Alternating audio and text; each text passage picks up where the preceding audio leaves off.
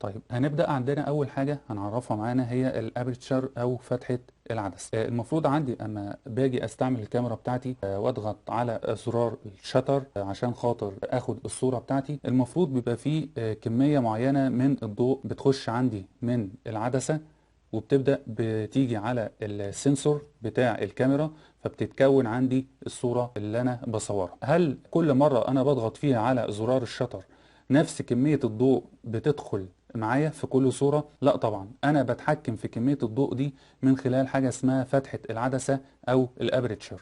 في حاجة برضو يعني عايزين نتكلم عنها دلوقتي ونوضحها، دي ضروري جدا عشان خاطر في ناس ساعات بتتلخبط ما بين الفتحة بتاعة العدسة وقطر العدسة. الفتحة بتاعة العدسة دي مختلفة تماما عن القطر بتاع العدسة. القطر بتاع العدسة طبعا زي ما هو معروف ان اي دايرة عندنا بيبقى ليها قطر، المسافة ما بين أي نقطتين، خط رأس كده ما بين أي نقطتين بحيث إن هو يمر في مركز الدايرة، فده بقول عليها إن هو إيه القطر. يعني مثلا ده كده القطر، ده كده القطر، ده كده القطر، طالما بيمر بمركز الإيه الدايرة دي، فده بقول عليه قطر العدسة. والقطر بتاع العدسة بيبقى مكتوب على العدسة نفسها، يعني لو أنت عايز تعرف قطر العدسة بتاعتك هتلاقيه مكتوب هنا، بيبقى فيه الرمز اللي احنا شايفينه ده وجنبيه القطر بتاع العدسة. فأنا كده القطر بتاع العدسة بتاعي 58 مللي.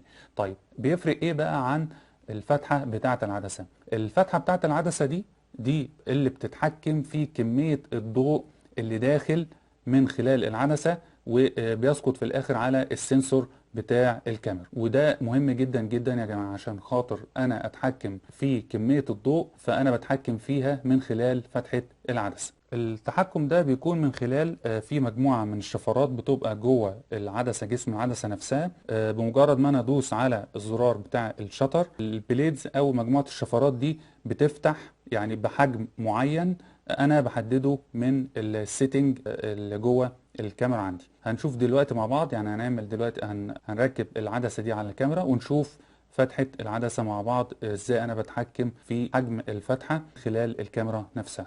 احنا دلوقتي خلاص ركبنا العدسة على الكاميرا، عايزين نفتح بقى الكاميرا دلوقتي عشان خاطر نشوف ازاي نتحكم في الفتحة بتاعة العدسة. نفتح الكاميرا.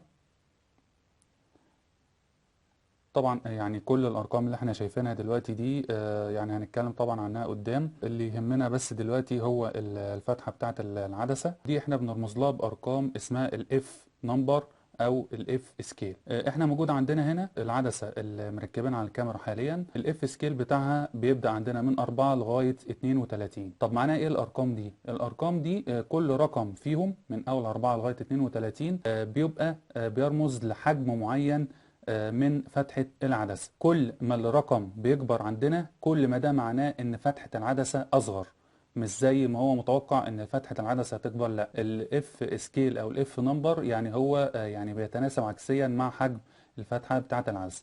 فكده عندنا ان الاف 4 او رقم 4 في الاف سكيل فتحة العدسة بتاعته اكبر من لو كان الاف سكيل عندنا او الاف نمبر عندنا 32. هنخش على اعدادات التصوير في الكاميرا نفسها جوه، برضو هنشوف في مجموعة أرقام هنتكلم عنها طبعا بالتفصيل قدام. هنا في الجزء ده اللي هو الاف نمبر زي ما احنا شايفين عندنا من أول 4، وفي يعني كل رقم أو كل شرطة من دول بيبقى دي اسمها ستوب، فكل ستوب بيبقى ليها رقم بتاعها زي ما احنا شايفين.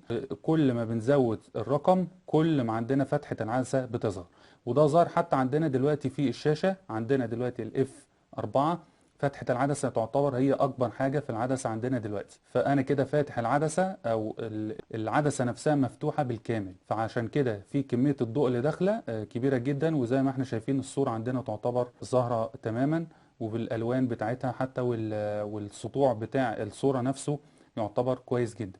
لو انا حبيت ان انا ازود الاف نمبر زي ما احنا شايفين، كل ما بنزود كل ما الصورة نفسها السطوع بتاعها بيقل. ده معناه ايه؟ ان كمية الضوء عندنا ابتدت تقل، فده دليل او يعني ده انديكيشن ان عندنا فتحة العدسة بتاعتنا خلاص ابتدت انها تصغر، فكمية الضوء اللي داخلة عشان كده تعتبر صغيرة جدا.